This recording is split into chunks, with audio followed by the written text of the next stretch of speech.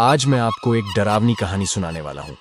तो सबसे पहले अपने सारे लाइट्स बंद कर दो और हेडफोन कानों में अच्छे से लगा लो। अब पूरी तरह से ध्यान लगाकर सुनो क्योंकि ये कहानी आपको काफी डरावनी लगेगी।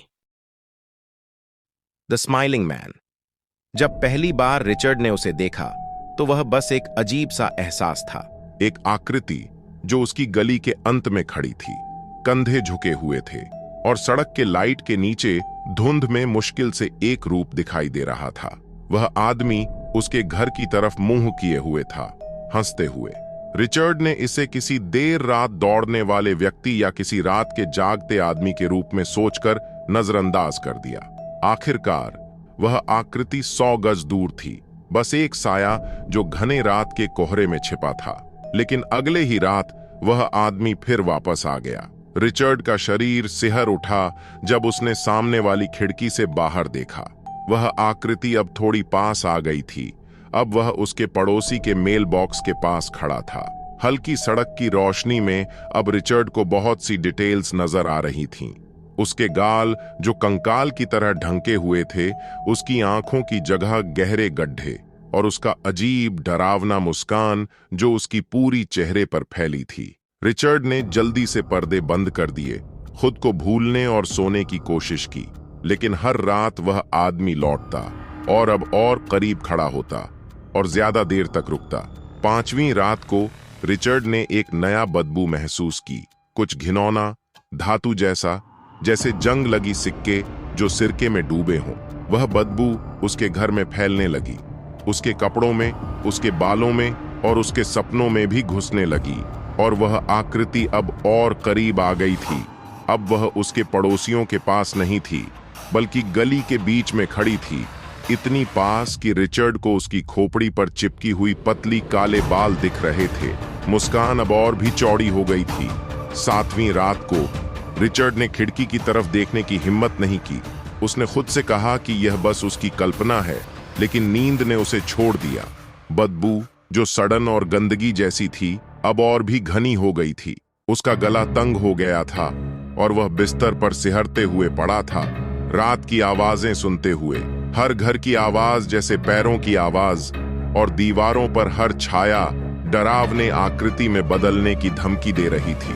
कुछ धुंधली सी घड़ी में वह बेहोश हो गया और अजीब डरावने सपनों में खो गया, जिनमें सड़ी हुई दांत और बिना आंखों वाले चेहरे थे। जब वह उठा तो उसके पर्दे पूरी तरह से खुले हुए थे। कांपते हुए वह खिड़की के पास गया, भारी पर्दे को बंद किया और सबसे पहले उसने आकृति को देखा जो अब उसके बगीचे के किनारे घास में खड़ी थी। उस आदमी की मुस्कान अब और भी डरावनी हो गई थी, जैसे उसकी चेहरा में गहरी दरारें हों। उसकी आंखें रिचर्ड की खिड़की की तरफ देख रही थीं, बिना पलक झपकाए, भूख से। रिचर्ड ने उस रात सामने का दरवाजा बंद कर दिया। उसने खिड़कियां बंद कर दीं, घर की सारी बत्तियां चला दीं और डरते हुए बैठा रहा, रात के गुजरने का इंतजार करते हुए। लेकिन कुछ अजीब जिज्ञासा ने उसे पकड़ लिया था और हर कुछ घंटों में वह पर्दे के बीच से झांकता, उम्मीद करता कि आकृति चली गई होगी। लेकिन वह वहीं खड़ा था, पहले से भी करीब। अगली रात रिचर्ड ने फिर सब बंद कर दिया।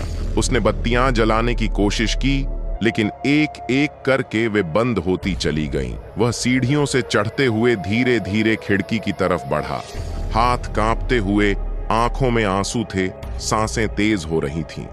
उसने मजबूर होकर खिड़की की तरफ देखा। वह आदमी अब वहां नहीं था। राहत और डर का मिश्रण महसूस हुआ, जैसे रिचर्ड ने खिड़की से दूरी बनाई, हाथ मुंह पर रखा। लेकिन जैसे ही उसने मुड़ा, वह जम गया।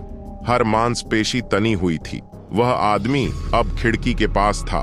उसका चेहरा इतनी नजदीक था कि उसकी त्वचा खिड़की से चिपक गई थी। ऐसा लगता था कि वह बिल्कुल पतली हो चुकी हो और उसकी आंखों के खाली गड्ढे उसके चेहरे पर थे।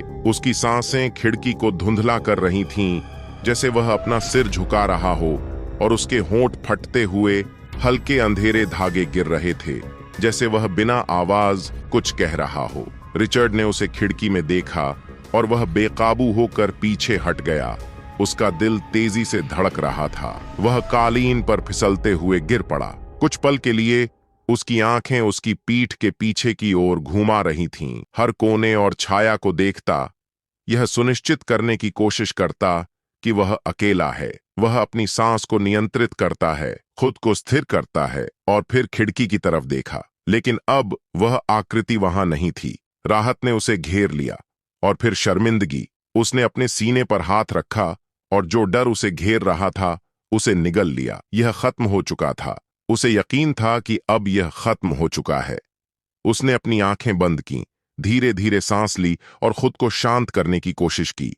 तभी एक हाथ, ठंडा और गीला, उसके कंधे पर दबा। पकड़ इतनी मजबूत थी कि उसकी सांस रुक गई। फिर उसे आवाज आई, धीरे, घुटी हुई, गर्म सांस उसके कान के पास गूंजते हुए उसने फुसफुसाया, मुझे अंदर आने दो।